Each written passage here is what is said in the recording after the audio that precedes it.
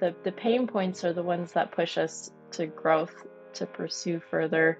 And that's one of the things that I'm realizing every time that I think that I've started to reach it, whatever the it is, then the bottom falls out and I'm like, I'm nowhere near what I could be, what I should be, the person that I want to be. Like, I'm doing all the things right. I'm doing the happy Instagrammable life or whatever, but my kids don't get to see me enough. My husband and I aren't speaking enough.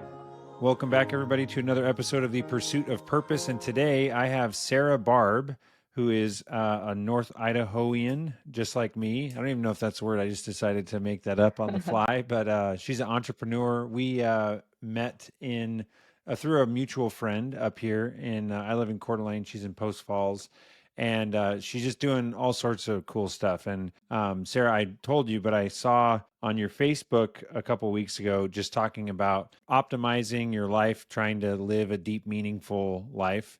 And so that's going to be the topic of the conversation. But before we get into that, I'd love for you to give an overview of Blue Sky Decks, some of the investing that you're doing, just the entrepreneurial mind that you and your husband have, and then we'll dive into the conversation. Thanks for having me, Chris. I really appreciate it. It's always fun to do these kind of things. But yeah, so Patrick and I, we're real estate investors. We kind of say we're entrepreneurs by day and real estate investors by night. We have a portfolio of 20 doors right now.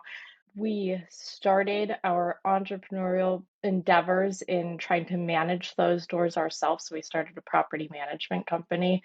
Uh, we stepped on the throttle hard and then took it off hard. So that still exists. It's just not really doing anything. The property management company. We just have Do you still manage your own, or you just have other people do it? we manage our own, and then we've got a couple others that we've gotten roped into. So all the systems are there and in place in case I ever want to scale that company. But for now, I'm happy just doing ours. It's enough. And the couple others that we've Yeah. got going on too. And then from All there we North head Idaho properties? all North Idaho. Well, yeah, from Spokane to Bonners Ferry. Okay. So Nice. kind of a wide And range, short but term and long term, or mixture? I don't do the short term because it's too much of a time commitment. I've got a midterm and then the rest are long term. Midterm meaning Nice. Okay. like 3 months nursing, tech, professionals, that kind of stuff. And then other question I have on that topic specifically, because we have one rental property.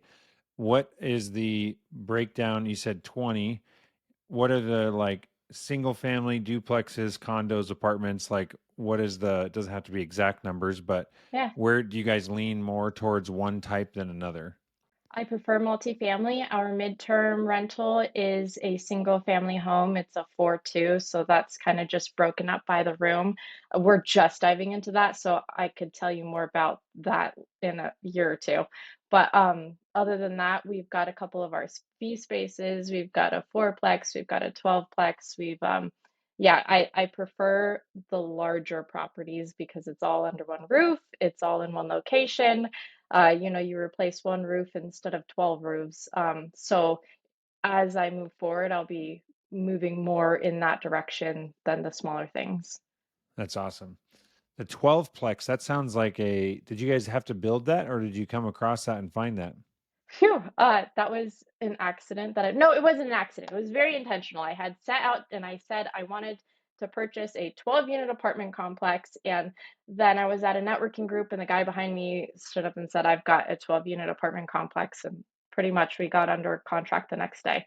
It was a fluke, but also very Wow. intentional. You put yourself out there. That's That's what you awesome. get. Yeah, but That's it's awesome. not a new build. We had to do a lot of renovation on that, but it was good.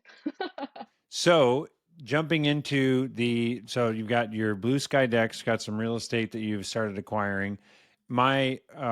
I'm open to you kind of just the topic of this optimizing resources to live a deep and meaningful life.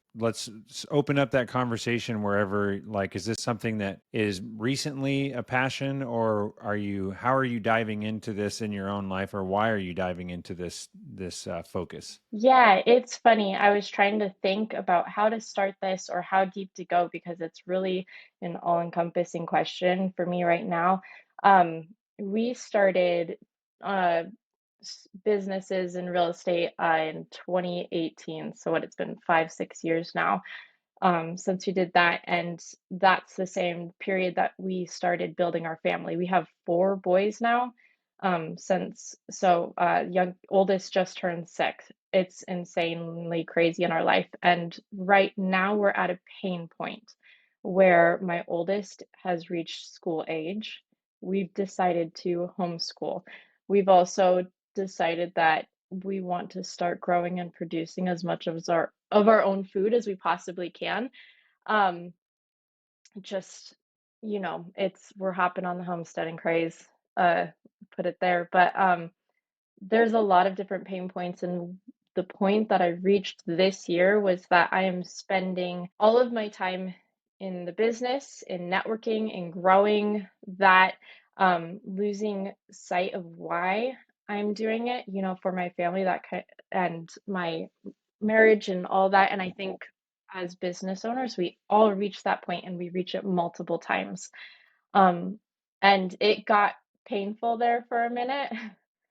And I always like to say that pain is the pain points are the ones that push us to growth, to pursue further.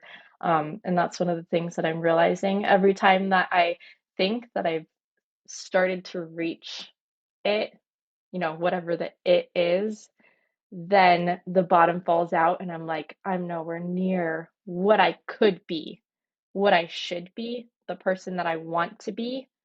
Like I'm doing all the things right. I'm doing the happy Instagrammable life or whatever, but my kids don't get to see me enough.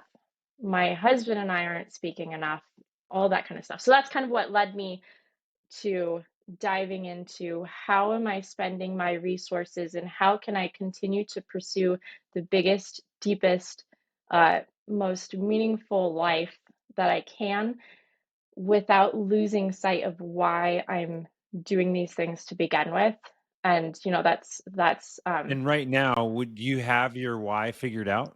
it's funny because it's shifting. I had my why and I was like, this is a huge, like my dreams are huge. And people say, Sarah, you're so driven and your vision is huge. And then what I realized that it wasn't deep enough for me and it didn't suit my purposes. So right now it's been a season of developing further what is my why, what is the meaning of why I'm here. And I don't know if you saw that on Facebook, but I took a picture of a tree and this is what I've been developing lately. It's here's the tree. The trunk is me. This is who I am. At the very core is Sarah, self, me, myself.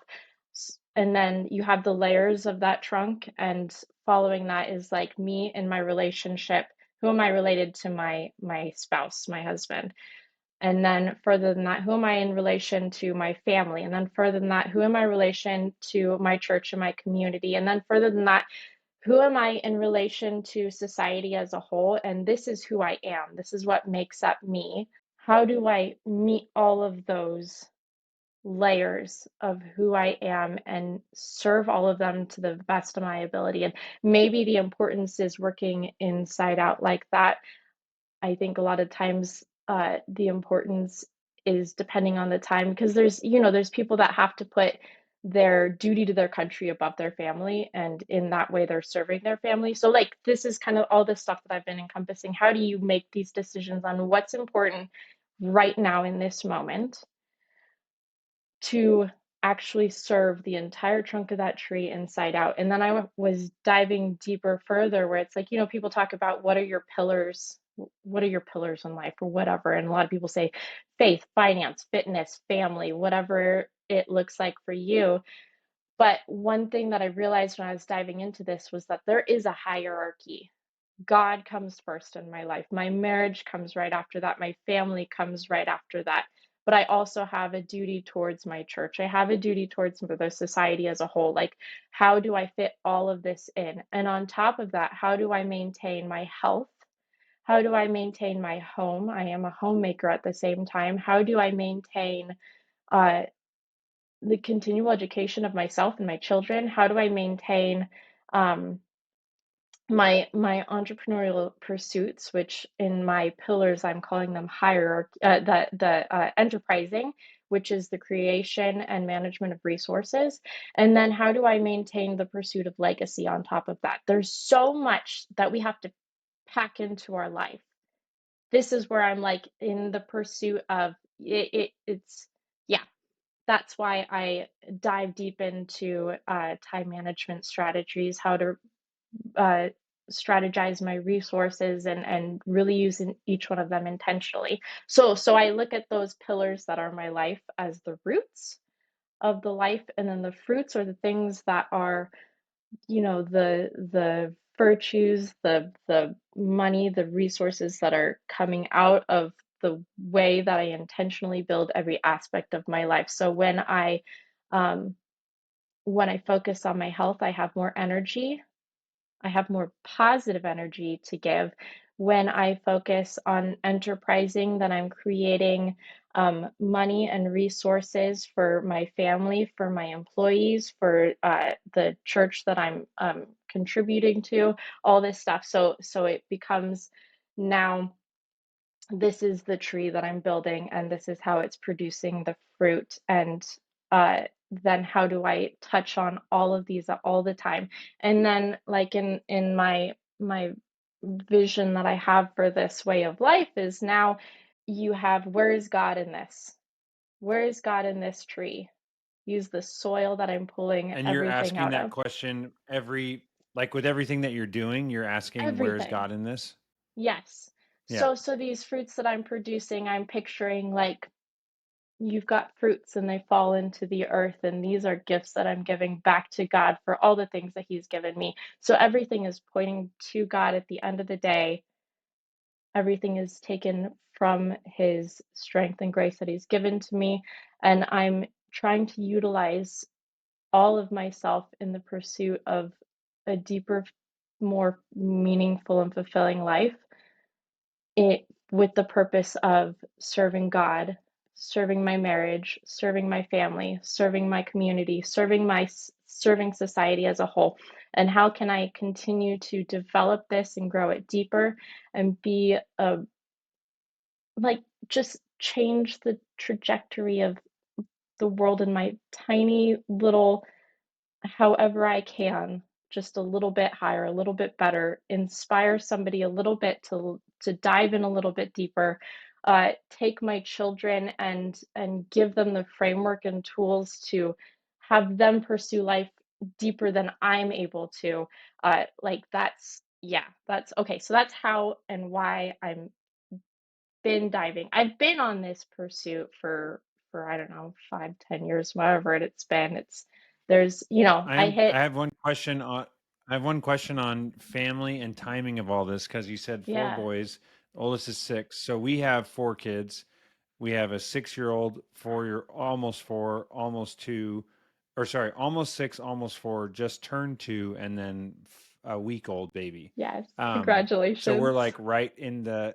It sounds like you're like a month Yep. or 3 months ahead of us or something. Yep. Um, but the reason I'm asking this is because for Natalie and I, the it seems like every single kid that we've had, I mean, naturally, it's just this enormous um it's a huge shift. Like your whole life is like turned upside down. It's especially right after the baby, like sleep deprivation, just trying to get everyone adjusted, the kids and everything. So we're like thick in it right now. Oh, I But I'm know. curious, how has the timing or the adjustments of what you're pursuing aligned with because what's your youngest? My youngest just turned 5 months. So yeah, I'm about 4 months ahead of you. Yeah. Yeah. So how has all of the things that you're pursuing been lined up with? Because I feel like but for me personally, I don't know if Natalie would agree with this, but I was like, before we had kids, we were married, living in a like super small 2-bedroom house.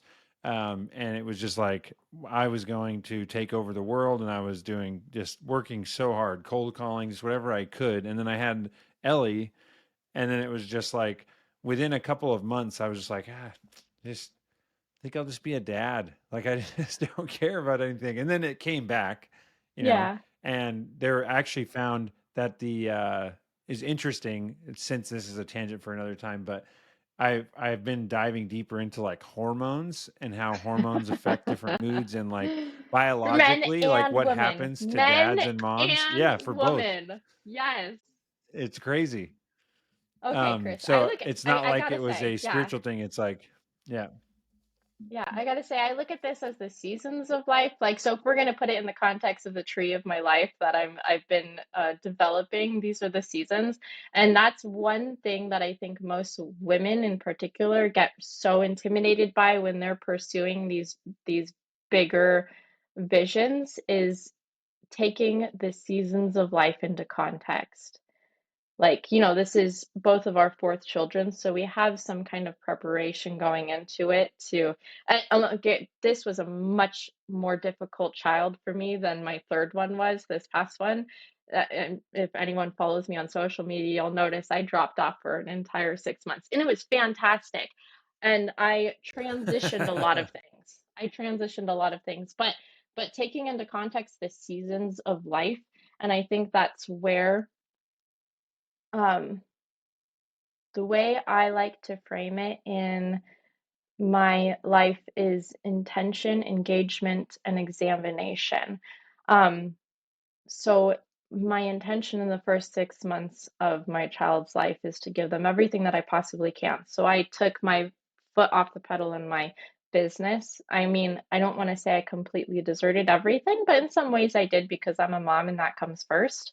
Um, but I knew going into this that my intention had to be towards my child first, above my businesses, above the pursuit of growing our portfolio, above all the networking and all that kind of stuff, and then engaging in my children's lives because that is the season that I'm in, especially with my child he's starting school and we're starting homeschooling together. So this is completely new too. I need to engage that. And then I think the most important part is the examination. I recently heard a man, what did he say? He said that it was at the end of a workshop, and what he had said was, "I am looking forward to living an examined life." And that hit me so profoundly. I'm like, I think that's the piece that a lot of us are missing is the examination that Mm. comes after that intention, um, that intentionality and even the engagement. So I view the seasons of my motherhood as the seasons.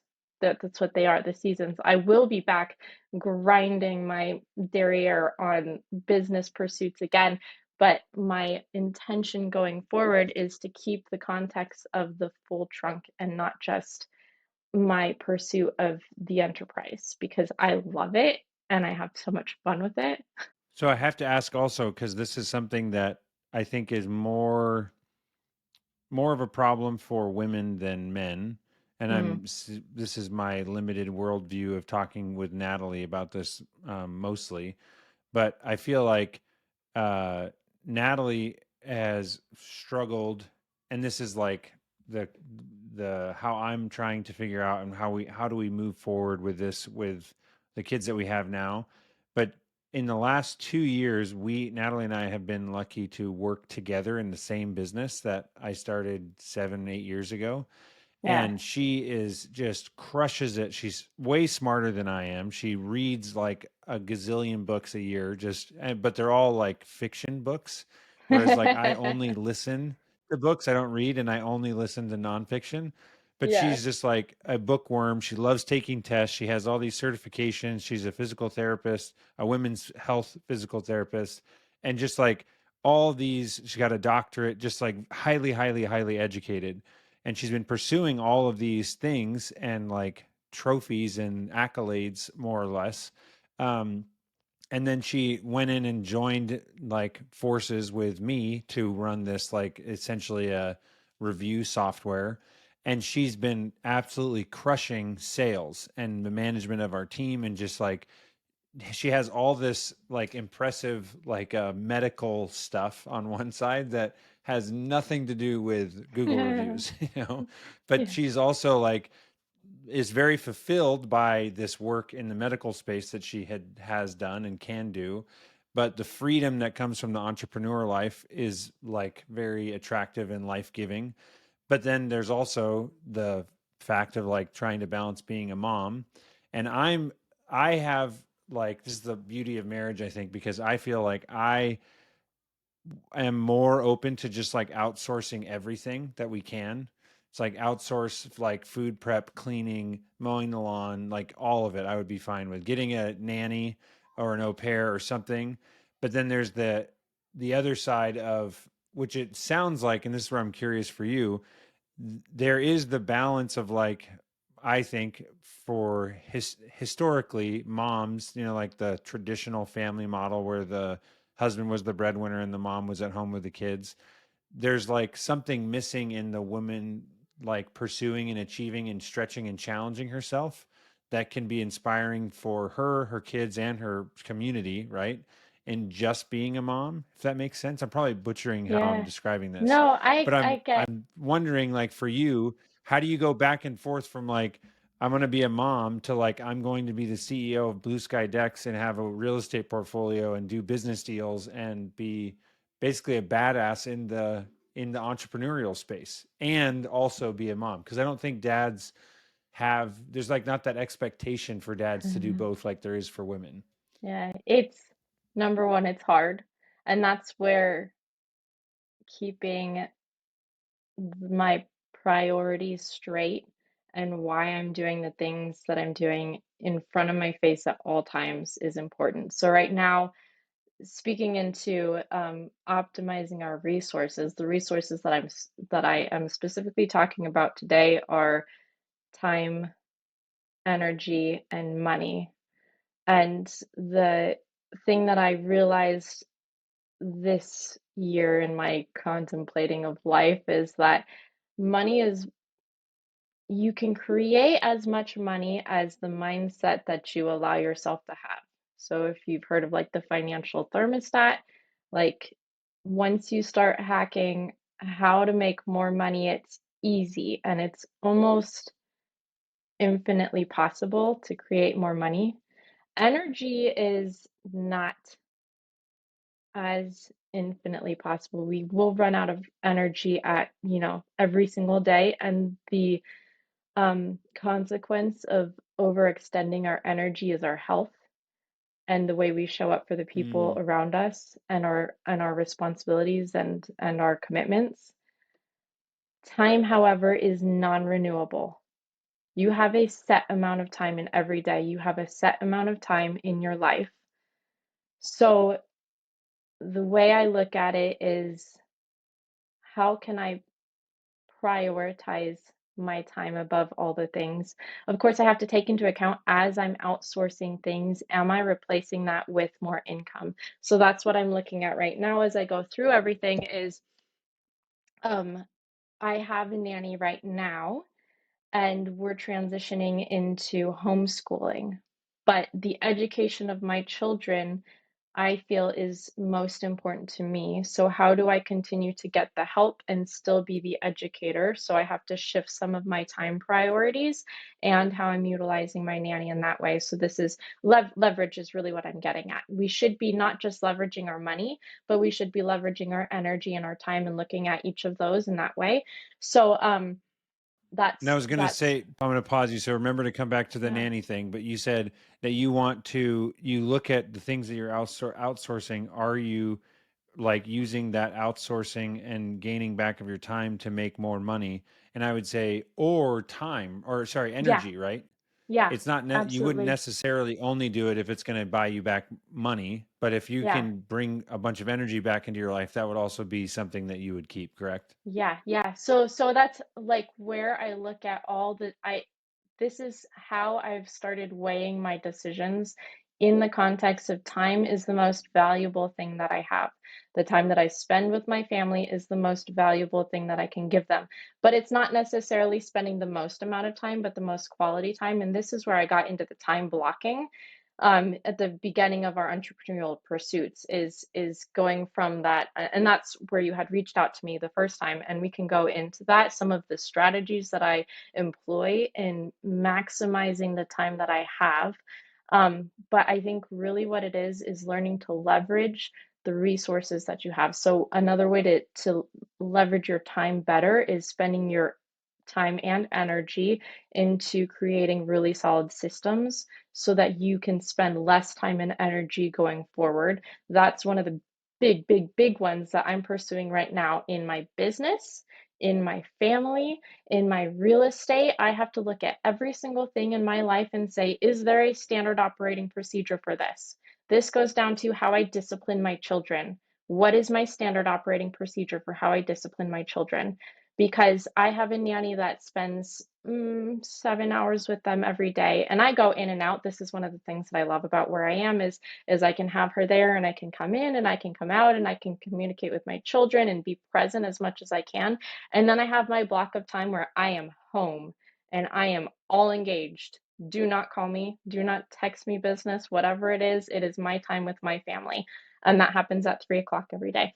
Um, but anyway, standard operating procedures, but not just in your business, in your family life. So how I'm dealing with Can you give me an discipline. example, or maybe you might, but like literally, what does, because you're tapping into like a lot of the stuff that Natalie and I have had conversations around, and one of them is if you have a nanny. One of the things that Natalie and I have wrestled with is like your house and your household is literally different when there's a person that's not in your family or with your kids.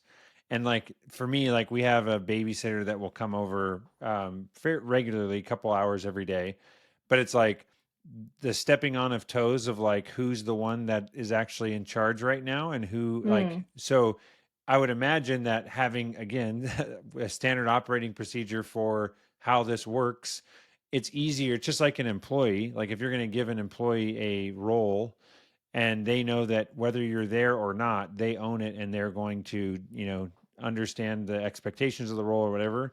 But I'm curious if you can give me an example of like before you had an SOP for discipline and after. And I'm sure there's different types or levels or intensity or yeah. the level of consequence, but what does it actually look like? Sure. Right now, what our consequence system looks like is we try and focus on specific behaviors. I have toddlers, of course. So, one of the things is my toddlers love to leave the yard, which is okay when daddy is home because he's in the yard working, he's in the shop working, or whatever, that's fine. But if daddy's truck isn't there, you don't leave the yard. If you leave the yard, there is a list that we go off of consequences. Your name goes on the board, so usually it looks like they get 10 minutes, 10, 15 minutes of tablet time every day where they're playing Khan Academy. And that's their absolute least favorite thing to lose. So it's like To you lose. left, yeah, you know that the rule is you may not leave the yard. You left the yard. So then we write on the board, so and so left the yard and they lose their next tablet time. And then and Ah. they're so upset about it, but it takes away the pressure off of my nanny to have to think of a disciplinary action, and it makes Mm. it so it takes the anger or frustration out of all of us, um, when it comes to a behavior that we're trying to fix. Um, and But I then I'm assuming that is it just basically you have a series of escalating consequences, and yeah. regardless of the offense, so to speak, Oh, that no, it's there's just like, oh, now we definitely, go to the next yeah, one and the next one some and the next one. some judgment is needed. Um, you know, if they're truly doing something terrible, then well, I always look at consequences too. It's like you have to have a level of this is my parenting style, not how everyone looks at it. Some natural consequences are very important. If you're going to do something stupid or mindless, then I will let you take that natural consequence. If it doesn't happen because they're toddlers, if that natural consequence doesn't happen immediately, I will give them a consequence that happens immediately so that they can see, I did this, therefore this, because sometimes that natural consequence Mm. comes way too late and they have no idea why this thing happened when they No, did yeah, this over here. correlation. Yeah, yeah, Yeah. yeah. So my goal is to, as they grow older, to let the natural consequences. Right now in my home, what I'm doing is building habit stacks and uh and consequence systems. And then as they get older, it will be more about asking, why did we deploy this habit? And then as they get older, it will Mm. be, I want you to decide to do this habit. And if you don't, you get to have the natural consequence of doing it or not doing it. That's my goal for my children. Okay. So I like that as far as the nanny, I'm assuming it was probably hard to find the perfect person, the good fit for your family. But Oh, what yeah, else took have years. you figured out to to solve the it's I guess I would assume because we've had some very good regular babysitters and we have one right now that's amazing. But I feel like it's just like, I don't know. I guess there's a bunch of things that probably don't matter, but I'm curious, like, how old is the person? Did they have kids before? Or, because No, it yeah, seems like we've interviewed nannies that are like moms that their kids are all grown. And it yeah, seems like the dynamic between us, 30-year-old parents is just not the same as like a late early 20-year-old that's just kind of like, tell me what you guys want me to do because I don't have all these sure. preconceived ways to discipline and everything. Yeah, Does that make sense, or have you run yeah. into that? Or So I've tried everything. I'm going to start with, how much time and effort do you put into hiring an employee that's a key player in your business? This person is going to be in your home taking care of the most precious asset that you have. Make sure that you are putting that much time and effort and more into choosing that person. That's my first challenge for anyone that's in that position. And then after that, yeah, I mean, I went through a lot in many years, and finally the girl that I have right now, she's a gem. She's in her early 20s. She has spent most of her adult life in the child care. She's done daycare, she's done preschools, and then she realized that she didn't really like everything in each of the places that she went. So she's right now pursuing a degree so that she can open her own daycare in the future. So she's got that mindset that says, I'm going further. This is what I want to do with my life. I love taking care of children. I'm here to grow and learn, like all that kind of stuff. I got yep, blessed. I'm not going to tell that's you her awesome. name. I'm not going to give out her phone number. Yeah, someone's If gonna you're poach her. watching this, don't you take this as a sign to leave me. And then I try as best as I can to, compensate in every way that I can to keep her moving forward with us. Yeah, that's awesome.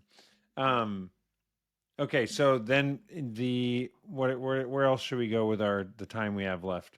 I know 10 minutes is not a lot, or 5 minutes. Yeah, so we're talking about optimizing our resources and like the different things that we could do. So one of that is the different strategies that you can deploy in leveraging the resources that you have. And the resources we're talking about now are time, energy, and money. So I look at my money and I say, how can I make my money make more money for me without me putting time into it? And that's where we got into real estate.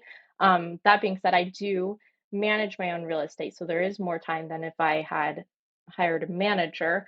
But right now I'm looking at things like, what are the things that take the most amount of my time that I make the least amount out of?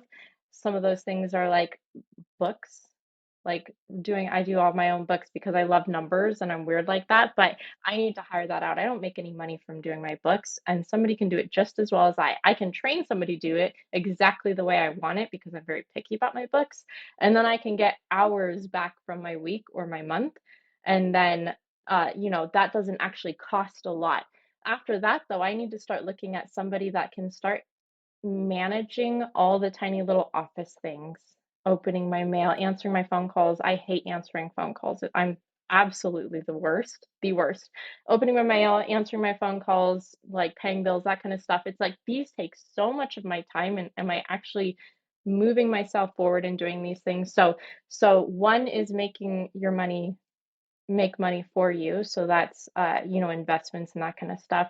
Another is make using your money to give you more time back. So that's investing in key players. Um, as far as time management goes, we were talking about time blocking before, using a block schedule. So I have my block schedule set up so that I can focus on the pillars of my life throughout my day. I have a set amount of time where I'm doing self-care, where I'm at the gym, I'm doing my ice baths, I'm doing my crazy protein shakes, and I'm spending time in contemplation so that I can better serve my family. I'm spending time on myself. I have that time blocked in my day, and I need to honor that as much as I can. I have my time for when I'm in my office, and when I am in my office, I need to turn my phone off. I need to turn my social media off, and I need to give that everything I got, because usually it's only an hour or two. That's usually what I have for my office, and that's for all of our businesses. And it's like, wow, that's kind of been crazy. But what I learned when I started having mixing children in business, when you've got a newborn that takes or a child that takes a nap for an hour, this is all you have. Before I had childcare, you have an hour to get everything done, and you learn to utilize that hour, otherwise you will not have it back. So getting really good at that. Then I go home and I take off my work hat and I say, don't call me, don't text me, don't do anything. Leave me an email or a voicemail and I'll get back to you when I'm back at that block. If it's an emergency, then I can either take care of it or find someone else to take care of that emergency. And that's typically what I do, is find somebody else to take care of the emergency. And the emergency usually looks like there's a toilet problem, whatever it is. There's somebody that can take care of that, and that's not me.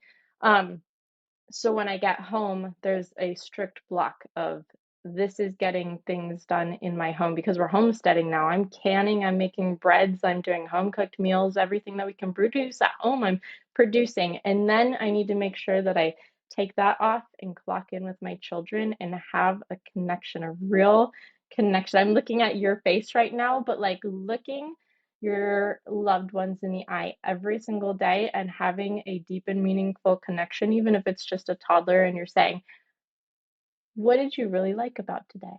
How are you feeling? I noticed you're upset.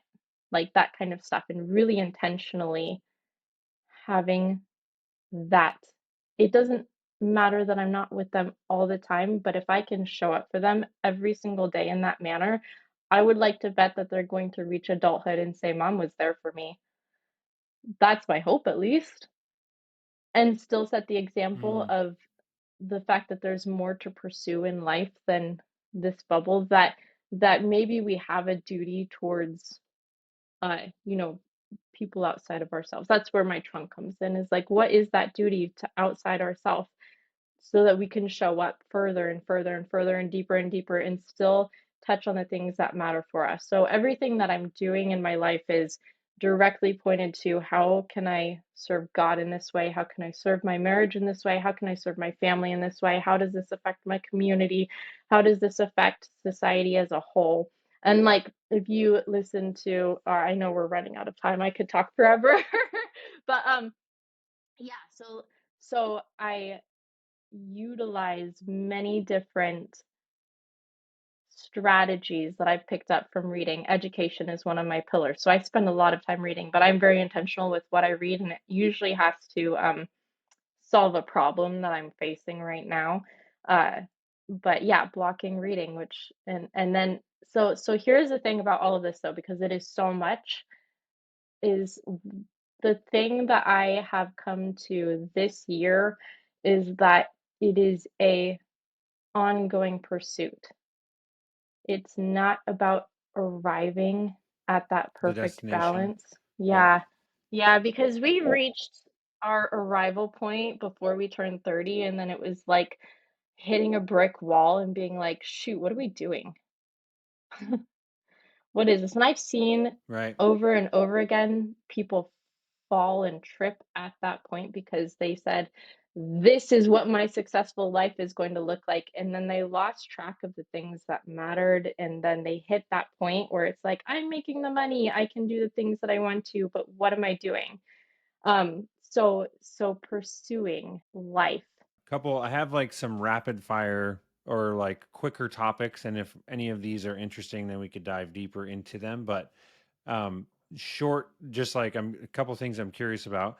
Do you have a personal assistant or a virtual assistant to manage like your email, like phone Uh, calls, things like that? this is what I need right now. This is probably one of my biggest pain points in my business. Right now, what I'm doing is going through everything and forcing myself to sit down and see how do I go through my emails, write an SOP for it. I have in a Word doc that's like getting to be 30, 40 pages long where I'm going through everything in my day and writing down an SOP. And now I need to go and outsource answering my email. I need to outsource someone to do my phone calls So and I that kind have of stuff. okay, so we'll come back to that one because that's a Yeah. super interesting one. That was game changer for me. The other one is, have you heard of Dan Martell? And he wrote a book called Buy Back Your No, Time. I haven't. So that's someone that I would definitely recommend. That he's actually coming to speak this Thursday for the coaching group that I'm in called Man on a Mission. I know I I'm think you sad know I'm not Matt there. Laughlin, obviously. Oh yeah. He's coming. So Dan Martell is coming to speak this Thursday, which I'm super pumped about. But his book, Buy Back Your Time, is just like the most tactical book on like, this is the order that you buy back your time and do this. If you're feeling this, do this. And like, when Yes. you have someone managing your email, here's templates that they can use when they're responding on your behalf, and all just like, it's absolutely amazing. So I did that a while ago, and it was very scary because it was like they literally, like, my emails connected to bank accounts, like everything, like they're going to be seeing stuff, my mortgage payments come in and confirmations and things. So it's like there was, and he also says you should not, like, it's tempting to be like, oh, now I'm going to try and segregate my personal and business and pull it apart and give someone access to your business but not your personal email. Mm. He says no, give them access to everything. When You do not I look at email unless Yeah. someone else has already looked at it and told you, hey, I don't know what to do with this, you should solve it. And the other thing I was going to say is, I think, just to challenge you, you should have your assistant be writing the SOPs, and that shouldn't stop you from hiring an assistant, because the assistant basically becomes your second brain of, and they start to learn what to do. And he's got even systems around like, here's like your cadence so that you should follow up with them and meet with them and everything. So Yes, the um, examination part. that's that topic for sure. Yeah. The other thing I was curious on though is that um, for and this is just, and again, I'm just like spitfiring all these topics, and you can choose which one you want to come back to. But as far as the homesteading piece goes, how long have you been literally like trying to live off the land to the fullest extent that you can? Like, literally, has This this is been our for first 3 year. months or 6 months, or like Yeah, no, this first? started So this that spring. you started. Spring. Okay. Because, and this is Natalie, it seems like you and Natalie need to get together and talk, because Yes. we live in Dalton. We have a little less than an acre, but she is like, she wants a garden, and we have chickens now, which I was like, I love the idea of having a homestead, but I have zero interest in doing any work like that. Like every once in a while, I'm like, I want to mow the lawn today, but she is like more excited to mow the lawn than I am.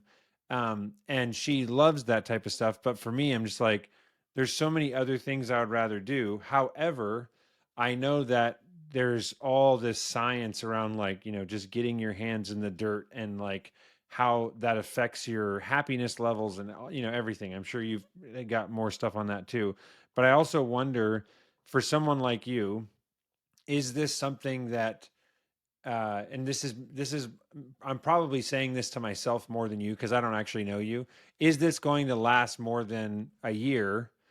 And then are you going to be like, okay, I'm going to put people in place to start making my bread and taking care of the chickens? Because I feel like that's what I would do. Because there's Okay. business is too interesting for me to actually think that I would be able to be on a homestead and do that for more than, I don't know, like it seems like a fun vacation. And then I would want to get back to my tech heavy, oversaturated life. But I do think that I would secretly love the homestead life. I just would get bored. I I'm not a city girl. I grew up in the city. I've killed every plant I've ever owned. I've never had my own pet. It was always my sister's. I am not a homesteader, but homesteading speaks true down to my husband's core. It is like he has been gardening since he was probably 5, and is an animal whisperer. Like it's watching him, it's him in his element. So I'm you, and Patrick is your wife. Um, but that being said, I'm Well, learning. no, but I was going to say Natalie also has killed every plant she's ever owned. Almost. The garden is doing better than past years, but I feel like she has these very high aspirations, and we've joked around about this all the time, but it's like I want that. I want it to be successful, but I am like you and I'm like the worst partner in this because I'm just like you can get chickens, but I'm not doing anything. And then of course I'm That's out there me. like water and getting more water and stuff, but I just am That's like me. not I just don't like it. I love the fresh eggs, but it's like hard to justify like the work to instead of just getting 18 eggs at Costco or whatever, you know? Okay, well, let me back up and say why I'm actually really into this. My nephew has cancer right now. He's 4 years old. I have a 4-year-old. We had the same due date, me and my sister. Like, I'm not gonna tear up right now.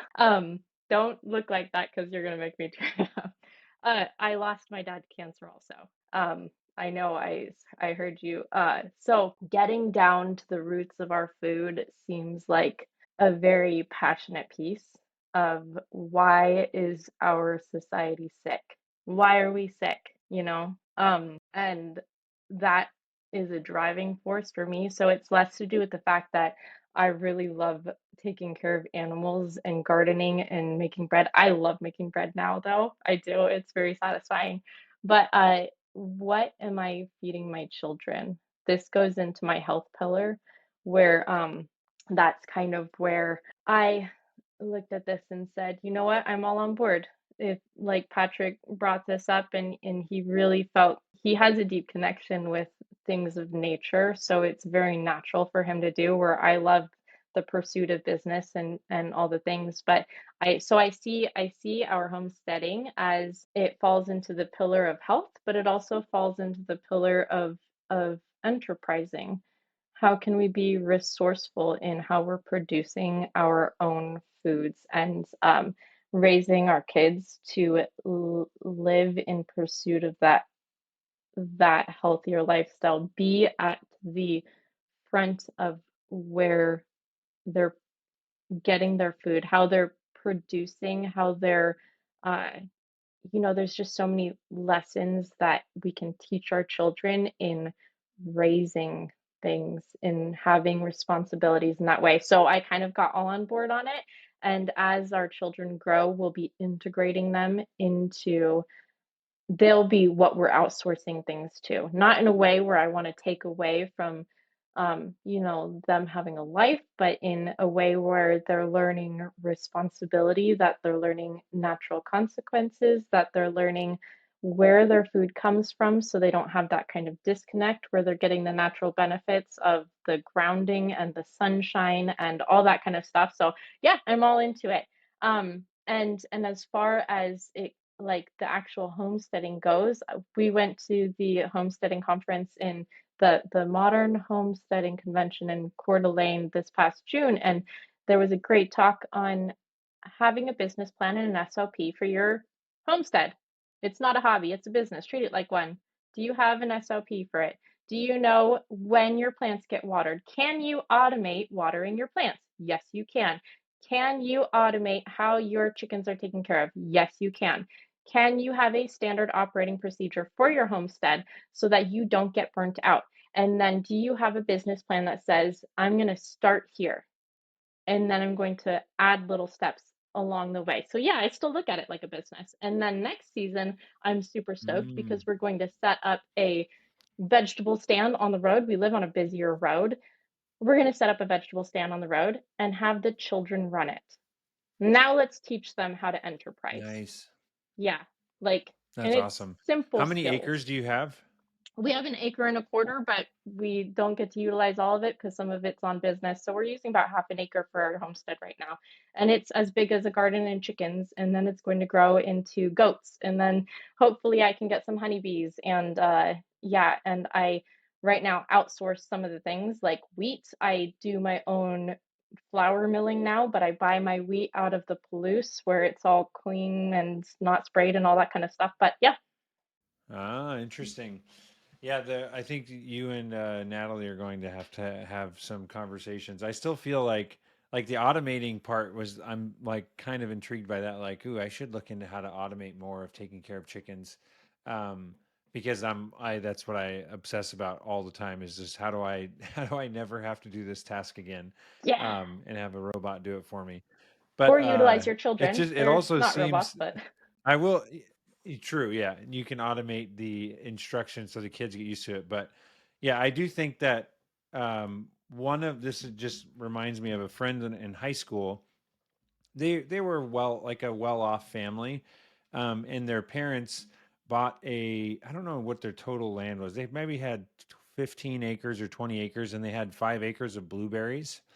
And every one of their kids worked on the blueberry farm for their summer job, and then because we were friends with this family from like an age, I feel like I started, and Natalie always gives me a hard time because I talk about how I started working when I was like 7.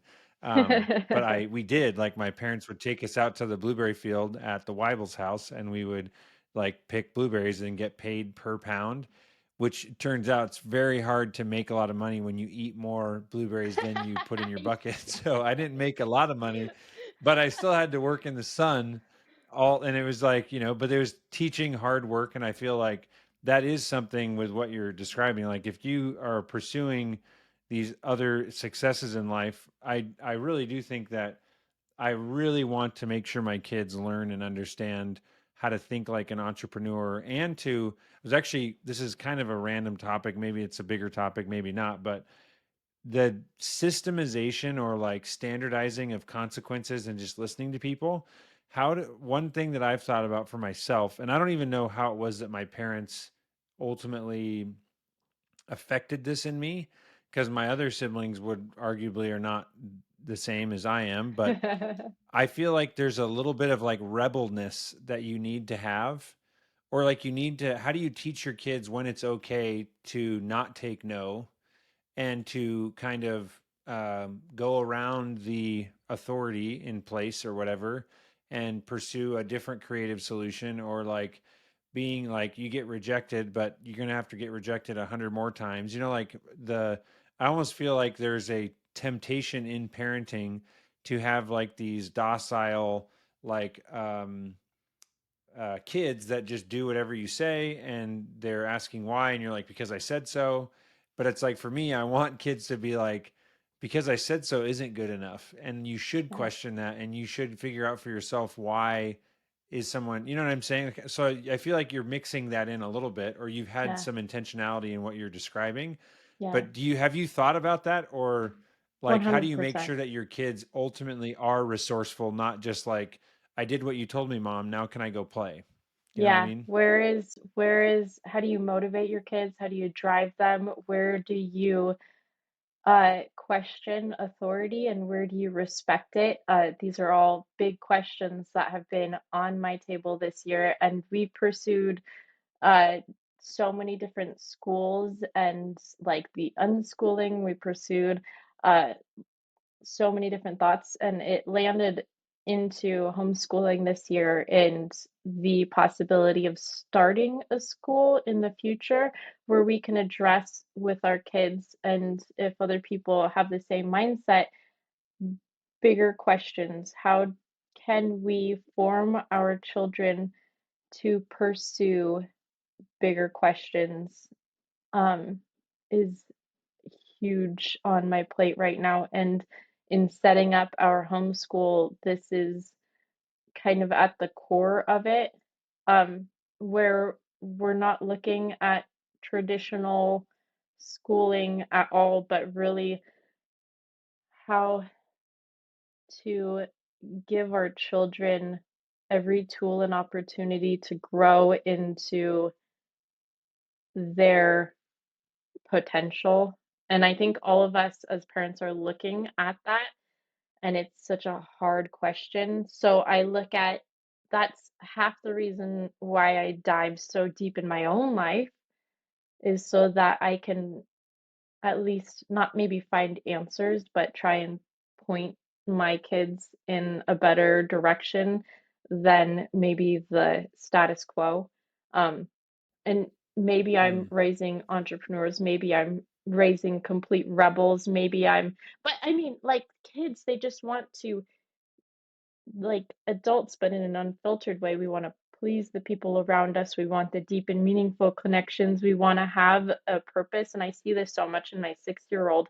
He wants to know that what he's doing is good, and he looks for us, to us, for affirmation on that. And we look at him and think, what are your skills in life? Where is this taking you? How can we develop this further? What are you interested in? And he's a smart kid too. And how can we draw that out of you? And he wants to give up quickly. How can we help assist you to pursue that further? And I look a lot in when I'm trying to discover how I'm going to build our homeschool or our school in general as a lot of what works in business works with our children too. They're just a little less filtered. They're don't have the regulation that we have. But how can I build these things into them from the ground up, not have to learn it as an adult? How do I help them to Yeah. learn what a habit stack is?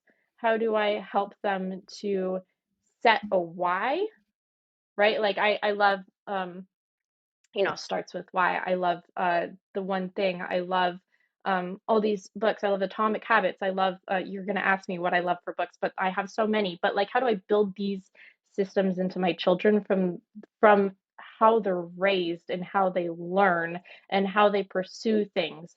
Start with why. Why are you doing this? My kid wants to learn. Why do you want to learn? Because his cousin Ellie can learn and he can't stand that Ellie can do something that he can't do. That's why he wants to learn right now. And then his Uncle Gus is 13, and Uncle Gus was reading him, what's that dragon series? That's super popular. But Uncle Gus was reading to him from this book, and he's like, I want to read this. And I'm like, that's great. Let's learn how to read. So now he wants to read, and we set up in my office a whole space just for him to learn how to read. And once he learns how to read, then he can buy books and he can read the books and he can learn. So start with why, focus on, the one thing. What's the very next step that I can take to get me to the place that I want to be? Like all these things. I'm looking at all of the skills, the strategies, the mindsets, and everything that I'm learning in business and as a person and diving 50 million miles deep. And how can I build these into my children so that they have more tools in life so that they can answer the bigger questions, they can ask the bigger questions, and they can pursue the answers to those questions. And I think that's one of the things that children are not being allowed these days, where they say, here is a history book, go study it word by word. Here's an exam on the dry facts of dates of what happened in history or science or whatever it is, without asking Mm. why, the deeper why, and pursuing that answer. I'm like, how can I let my kids are toddlers right now, but that's why I look at the structure of how I'm educating my kids, and I start with with right now, let's build the habits and the structures for a healthy life.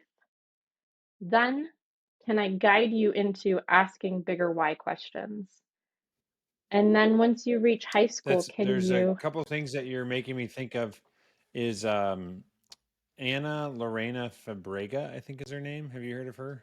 mm-mm, Lorena. I just someone in our friend group just shared this, but it was a I actually I'll share it with you, but it's a she what is she's a former teacher that is now she calls herself an edupreneur, and she works for this company called synthesis.is, and it basically is they're trying to create I don't, the podcast that I'll share with you is like this very in depth breakdown of how the education system is broken, and they're like just if you go back to like why do we educate the way that we do with like ages and class sizes and teachers and the structure of schools and districts and just like how everything how it's set up, like it all came back from I think she says Prussia during Mm-hmm. either right after World War I or World War II. Like that's kind of the modern system was from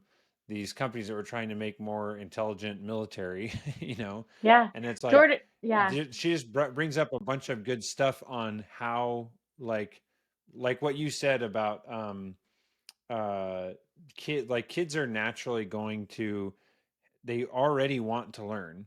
So if you just tap into their desire and drive to learn and find out what they're interested in and what they're naturally good at and pursue that aggressively, they're going to end up a lot more better off than saying like, okay, we're going to do math for 45 minutes and then close that textbook and open up reading.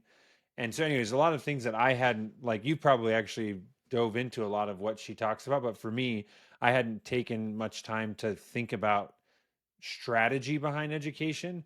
But the one thing that really resonated with me was she said like literally how crazy it is to think that you learn in subjects when in reality you're learning through like projects or Mm, problems, and yeah. there's some reading and math and science and it's all mixed together, but it's not like it just is very weird for our brains to try and put things into like separate subjects because that's not how it works, you know. So anyways, I I thought have, this yeah. I'll share this with you, but yeah. I have a few thoughts to follow up on that. One, there is if you listen to Jordan Peterson, he recently had a couple episodes on this exact mindset around school, which some of the mindsets I completely agree with. Some of them I have to question and dive in further. Some of them I completely don't agree with, but that's part of the pursuit. As far as that Jordan Peterson episode. But the second thing too, as far as like the school system is, why do we teach our children to spend all day at school working and then come home to do their homework all night? And then wonder why, as adults, we cannot find work life balance. We cannot shut off our work mind when we get home, when we have been raised to do Mm, this from the time that we were 5 years old. Where is that balance? yeah. Why aren't we pursuing that? Like, so the school in that Jordan Peterson episode is an Acton school, so it follows a lot of that mindset that you were just speaking of. And we talked to them, they don't do homework, and we thought that was really great. Like they do their learning at school in a project setting like that. And maybe that's what that what was Anna Lorena? Maybe that's what she's doing is one of those acting schools. It kind of sounds a little bit like it. But Well, she yeah. yeah, the thing Anna Lorena, she specifically the synthesis thing, Oh yeah. which I feel like some people would be, I don't know where you fall with AI and technology, but they're trying to create the perfect tutor or a Mm, much better tutor that's like accessible to anyone by using AI. So obviously if you mm-hmm. have the resources to just go buy, you know, the best tutor in the world for your kid because you're a billionaire, that's great.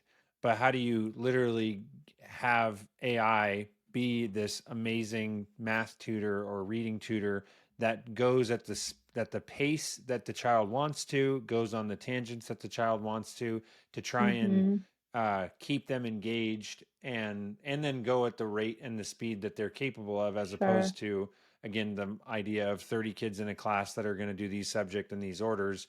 So anyways, I haven't actually tried the tool, but apparently the synthesis tool, they have created it for math Mm, so far, but their plan is to make it for other subjects as well. I And see it's that. the youngest age that they recommend is 8 years old. So Okay. it's like, just it'd be stretching for Ellie, and Ellie's Yeah. also her best. She doesn't like math as much, so it's probably not a great fit. But I was going to play around with it to see, Yeah. how, if it's as good as they are saying that it is. Because Sure. I feel like, to me, that's where I get excited, is like, bring technology into bring it in the right way into our lives. Like, In the right social way. media is, it's just like, under teaching your kids about algorithms and how they're literally trying to, like, short circuit your reflexes and everything, so you don't even Yeah. have time to think. You're just doing what, because it knows you.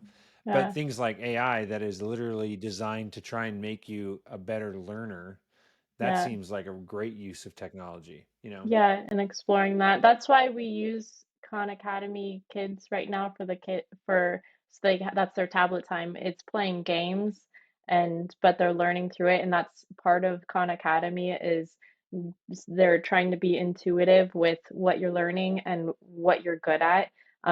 So we're using that. And it's funny because I mean I went to college 10 years ago, but I see a lot of college students these days using Khan Academy in college to help them learn their content in college. So the question is then when are we going to move away from the standard model of college and start to utilize this more when it's people are actually learning better with it anyway. But yeah, and for me too, like with the kids to be adequately uh like my husband grew up in a house computer no, nothing. And he doesn't even know how to type business owners. And he's like, I don't know how to do this. And I wish that I had learned how society is. And these are tools that we can use. And these are tools to help us progress. Our kids has been really important. But I have time limits on it where the bell goes off.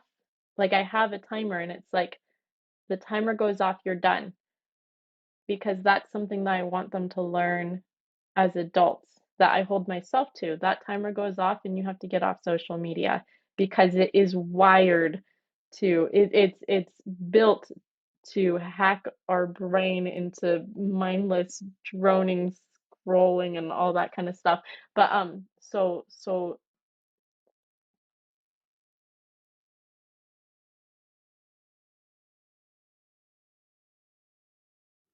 Yep. That was another thing that she said that I really liked, was she said that your job as a parent is to, yeah, if you just never introduce an iPad or a tablet, like, what you're not really addressing that learning opportunity with your kids. But what the way she suggests presenting this is telling your kids that screens in general, TVs, iPads, whatever, they're designed to never fulfill you. Like, you're mhm, never going to feel like you had enough, you're always going to mhm, want more. And so, as a parent, my job is to, protect and guide and teach you. So I'm like, you can be upset, but we know the reason that you're upset is because you were just on a screen. So I'm mhm, acknowledging and validating the emotion that you have, but the reality is just like, yep, I know. Remember, we always feel like we want to watch more shows, or we want to play longer on our game. That's literally what it's supposed to do. But we yeah, are, humans, and we have will, and we are going to choose to do something else productive. Or, like, that type of approach is a better way, which, again, in theory sounds nice. I haven't tried it yet with my 6-year-old and 4-year-old, but I think that it seems to me more closely aligned to what I would want for my kids than just a screen-free house. That yeah, all of a sudden, it's like, at what age are they going to get it? When they're 18, all of a sudden they get a phone and the internet and TV. It's like, that doesn't make yeah. any sense. No, that's So how how else are you going to bring it in? yeah, that's how my husband's family was, and we got to see firsthand how it didn't serve him. how it held him back, and then once he had access as an 18-year-old to whatever he wanted, then, he had to like, then what? You don't know how to manage it when you're not used to even having like, it's in front of you all the time, and it's like even now sometimes we've talked about it, like it's so funny because 'cause we'll go into a restaurant that has a TV and he just like sits there and can't focus on anything else. And it's like, is this because you grew up in a TV-free home where you Mm, don't know how to pull your attention from it? It's a question. I don't know if that's the answer or not, but that is an interesting question to ask. yeah, Like, but, totally. yeah, yeah. Oh, I think the biggest questions is, how how do we how do we provide these things for our kids? The hardest questions. So, moving to my last final questions with you, what are the book recommendations that you have for the three? Again, like we talked about before, either your favorite three, most recent three, three that are on the top of your mind right now, but give me three books from Sarah's brain. Yeah, because of the conversations that we've had right now, I'm thinking three of them are It Starts With Why, and then The One Thing I know is a Gary Keller book, and then Atomic Habits. I know somebody said that before on your podcast.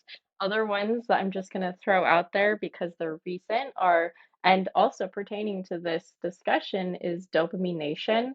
It goes real in depth on our dopamine system. Is that what it's called? I'm pretty sure it's Dopamine Nation. But that speaks to the social media scrolling and that kind of stuff. My favorite business book is Traction, just because it's so easy to digest and how Mm, to build a business. But there's so like those are all more on the personal development and business side. But I read a lot, I listen a lot, and I read a lot. So there's many books in my awesome. And then favorite movie. I still don't know an answer to this. I I don't know. I like The Italian Job and I like The Princess Bride and I like random movies, but I The haven't Italian watched Job. the That was like one of my favorite movies. We'll go with that one. That's a classic. That type of movie is like my favorite type of movie from when I was yeah, like in I don't remember what year that came out, but high school, middle yeah, school for me. The Italian Job was like the Italian Job, Ocean's 11, yes. all the heist movies with the master plan and you think you got it figured out, and yeah, I love those. Mhm. So we'll go with that one. Thank you for sharing. If someone wants to get in touch with you, what is the recommended way or what's your preference on them doing that? Sure, don't call me until I have my assistant because I won't answer, but you can always text me at 208-981-1616. And then all of my socials are at the Sarah Barb. Awesome. That's convenient that you got all those. I did Are it on you on purpose.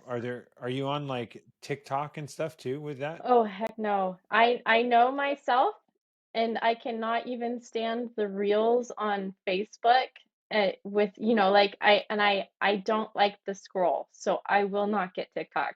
It's just a Yeah. dirty Um, TikTok is a dirty game. oh yeah, it's not it is I feel like I know there's an opportunity out there, but I have not.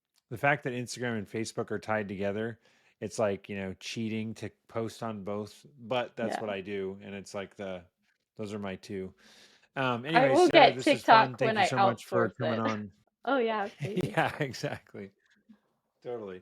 Well, yeah, this is fun. Thank you. And I'm sure we'll be in touch. Yeah. Thanks, Chris. This was a blast. Thank you for your attention and listening to this episode of The Pursuit of Purpose. Your feedback and comments mean the world to me. If you liked what you heard, please take a second, leave me a 5-star review on iTunes. If you've got suggestions for future episodes or just want to say hi, shoot me an email at chris@chriskiefer.com. Don't forget, I make it a point to include all the links to the books, movies, and resources mentioned on this episode in the show notes.